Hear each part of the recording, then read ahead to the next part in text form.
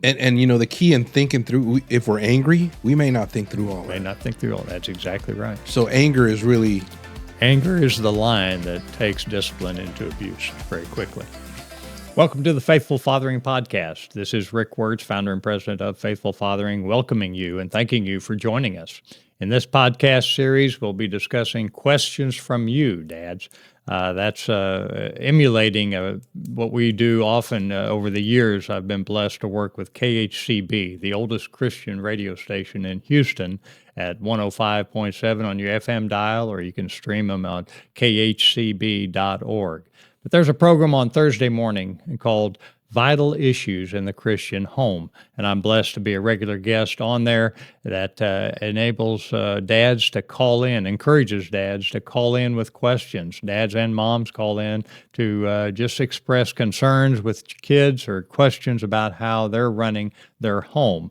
And so we're trying to emulate that occasionally in podcast series. And Robert Valle is here with me. It's his initiative to run the traps to get us some questions to work with. So I'll kick it over to you, Robert. Thanks, Rick. Yes, absolutely. I want to, send a big shout out to all the dads, everybody that's been submitting these questions. Great questions.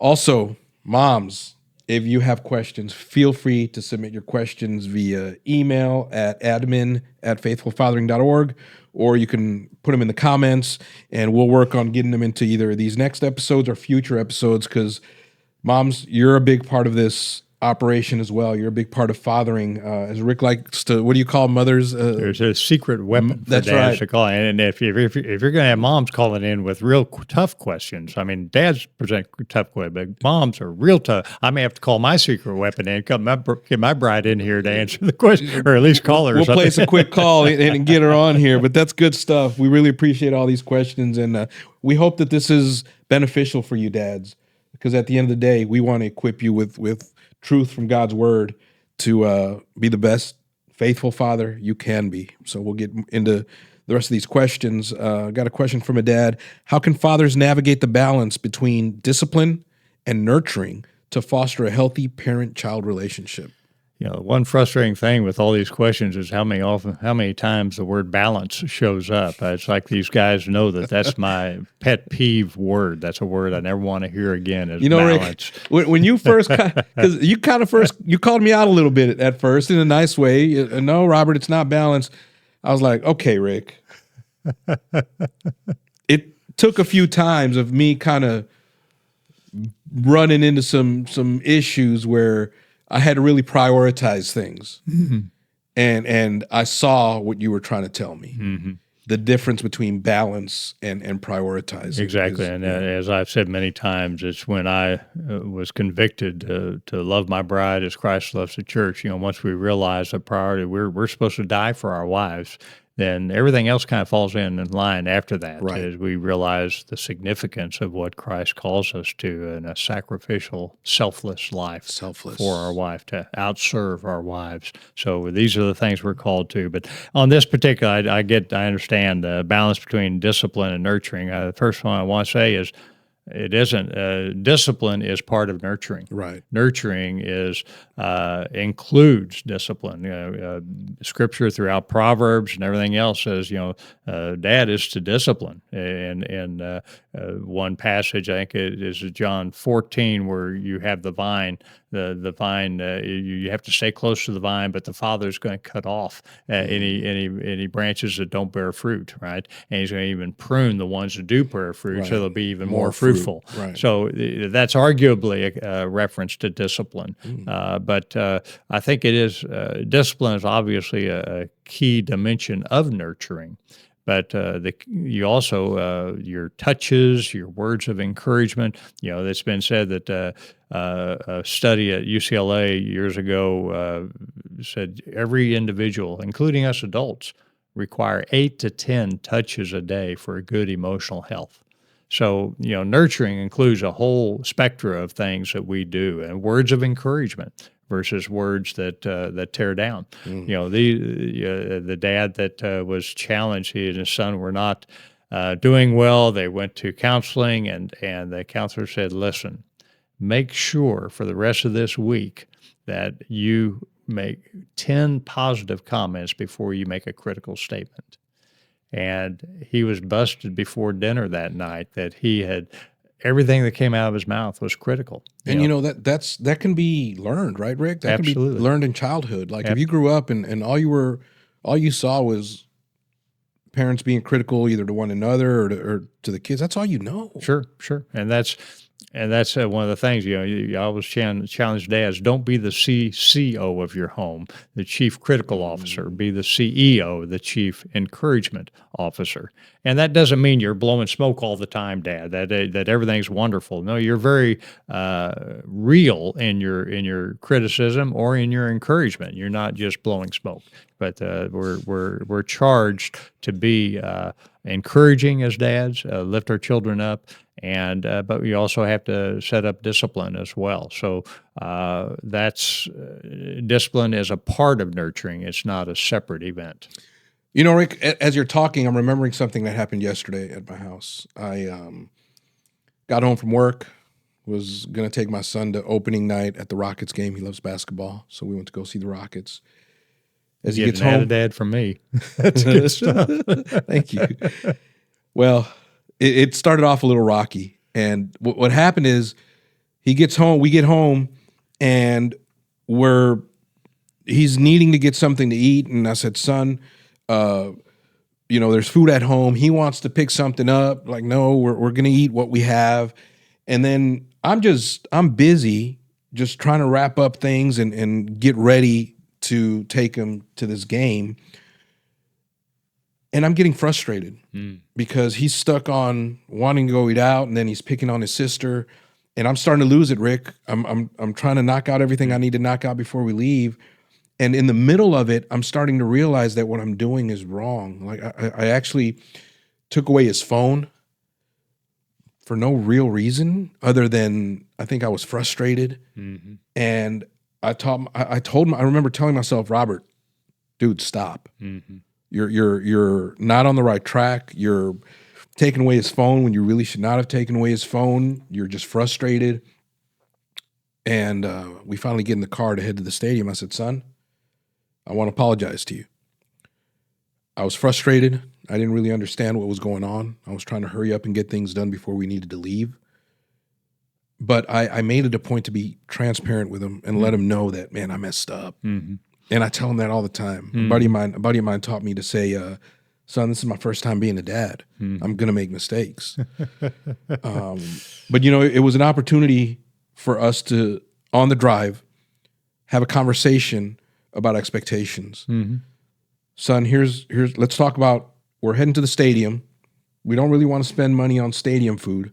So let's decide what we want to get together.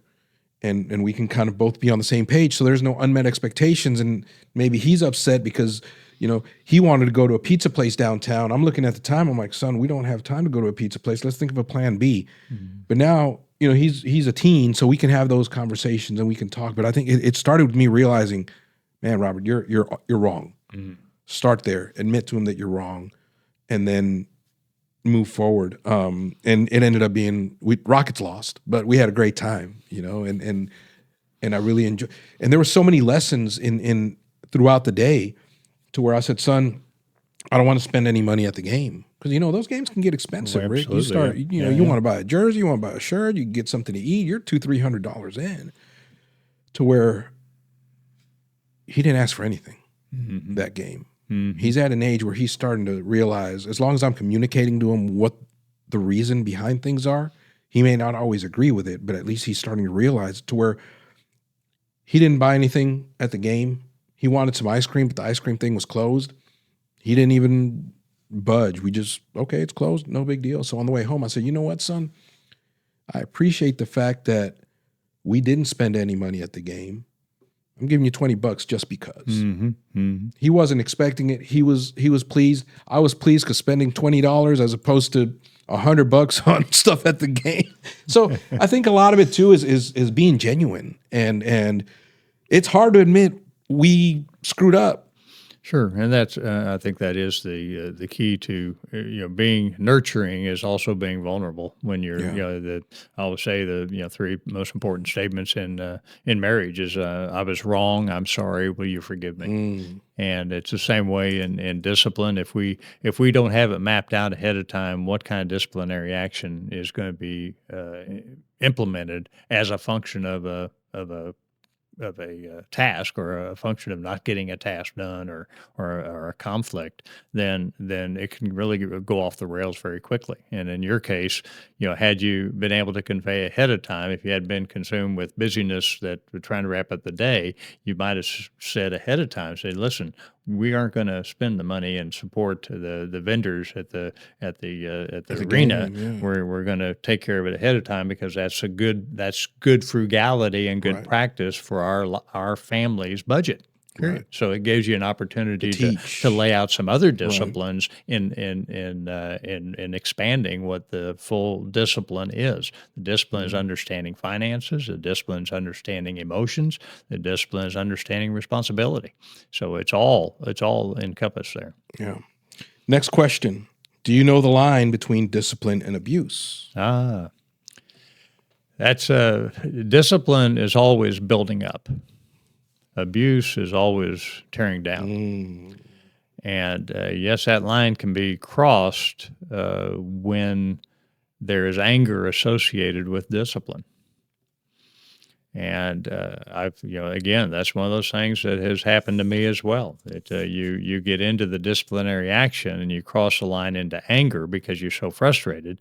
And I've gotten on my knee and asked my son for forgiveness. And of course, in that situation, he's always happy to forgive because he knows the disciplinary action is going to stop. You know, so that's a good thing for him. But the bad thing is, of course, the reason I crossed the line to anger is because I had not set up the boundaries to be early on to say, this happens, this is the disciplinary action that's going to it's a result, consequence. right? Yeah. These are the consequences. This is the action and consequences. So take the emotion out of the That's hard, Rick. discipline. It is hard. It is hard. And it takes mom and dad really laying that out and discussing it ahead of time. And it is child specific because it's tied, every child is unique, right? So that's what we have to do to make sure that as best as possible that when this happens, that phone is gone.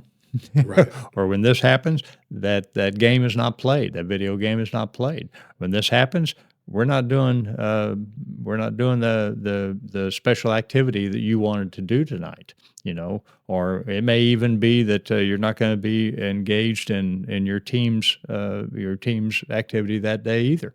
That's the extreme situation, and that's always tough because when you're on a baseball team or your dance team or whatever the case may be, you're teaching your child responsibility to that team, right? Mm, So you can't just throw that in as a disciplinary action. You can't go tonight. No, you got to understand that they've got a responsibility and an obligation to their team. So the disciplinary action may need to take a little bit of a twist to make sure that they understand that, yeah, they're going to go ahead because there's an obligation to the team, but there will be other consequences that we're going to implement. and the key in thinking through, if we're angry, we may not think through all May that. not think through all. That's exactly right. So anger is really Anger is the line that takes discipline into abuse very quickly. I'm writing down notes like if I'm guys, that's a good. I'm a note taker, man. I've got notes all over the place. If you're watching this, share it with a buddy.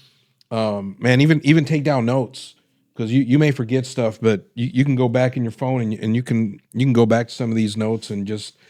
It's hard to remember everything, but if you can go back to it and implement some of the stuff, it'll make you a great dad, and your kids are going to thank you for it. The next question is what is the most effective form of discipline? It's whatever works with the child. Because It's my son, I would I'm not against corporal punishment. If it takes a a swat on the backside, it takes a swat on the backside. Again, it can't be done out of anger. That's in my home when growing up is beatings will continue till morale improves, and it was always done out of anger, usually in a drunken anger. So these are the things I try to avoid. I mean, I certainly have avoided in our home as a result of our background. But but it has to be your effective discipline is whatever's going to work with that child. And so my daughter, all it took was a look, and that was enough. Son was a little bit more, pushing back a little bit.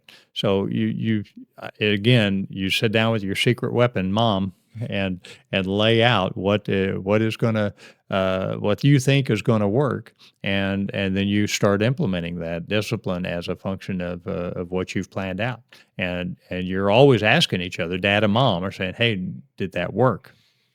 Checking in with one another, because they're different perspective, right? Mom may not be angry at the time, and can tell you, hey, dad, you crossed the line. You were going off out of anger here, and that's not what we agreed to. But you're right, communication between husband and wife is, and the other key. Thing is to make sure that it's always unified. There's never if there is a problem, you don't communicate that problem in the midst of a disciplinary action unless the line has been crossed. Unless the line has been crossed into abuse, of course. But mom and dad have to have a united front. Oh, because they smell that when they're not united. They know it. And so that's something that you have to work out on, and again, lay out some of those guidelines for discipline and for each child. Laying what are the guidelines for getting homework done? What are the chore responsibilities? What outside activities do they have that they need to be ready for? These what are the consequences if they don't get this done? So these are the mom and dad can lay that out as best they can in a dialogue. I would encourage even putting a chart up so you can take what you've got, say, hey, children, this is where we're at. What do you agree with? What do you not agree with? And dad and mom make the final decision. Right. But we want your input and want you to understand and how discipline is going to take place. Right. That's good stuff. Still regarding discipline, how do I discipline my kids while showing love? Discipline is love. I was about to say discipline is love, and if you fail to discipline your child, then you're failing to really love them as they need to be loved. So nurturing isn't always cuddly cuckoo and all that kind of stuff. Nurturing incorporates discipline, and discipline is loving because our Father disciplines us, right? And so we in turn discipline our children. And sometimes, correct me if I'm wrong, Rick, but sometimes discipline looks like, all right, I'm going to let this kid do what he's doing and get some bruises. Absolutely, and learn the hard way. If there are consequences as a result of in their situation, then we have one of the toughest things for dads is to let their children fail. Right. But better they fail on a soccer field or in a band practice or in a school situation than fail away at college or in the away from home. Great stuff. Great questions, dads. Keep them coming. Like I said, you can put your questions in the comments. You can send them in email form at admin@faithfulfathering.org. Just keep them coming. We're going to keep these episodes. We're going to keep pushing out these episodes, guys. When I say guys, ladies too, moms. Well, thanks, Ben. Thanks for the questions. It's always a blessing to share some insight from my school of hard knocks, as well as from the dads that I've been blessed to work with over the last. We're going into our 25th year of ministry, so it's gone beyond my hard knocks. It's the dialogue and discussion of dads that I've been blessed to work with over the years. So keep the questions coming, and in the meantime, keep working to be the dad you're called to be, the dad the next generation needs to see. God bless.